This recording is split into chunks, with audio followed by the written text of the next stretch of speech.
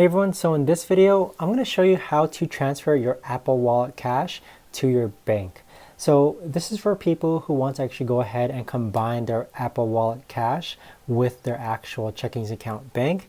So what you're going to do first is, this isn't going to take too long, guys. It's a pretty simple, easy step-by-step process. But go ahead and go onto your wallet on your phone, and then you're going to reach a page that looks like this here.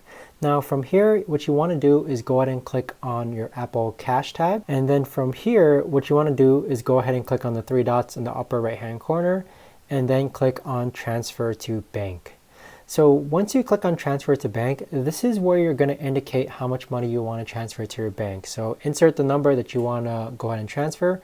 Next, click on Next on the upper right-hand corner. And then from here, you either want to transfer it to a debit card or your actual bank. So I'm just going to click on my Chase Bank and then click on Next. And so from here, you just need to go ahead and double click to confirm. So I'm going to go ahead and confirm this. And so there you have it. That is how you actually go ahead and transfer your Apple Cash to your bank. So if you know of a better or easier way to actually do this, let me know in the comments down below. I would love to know.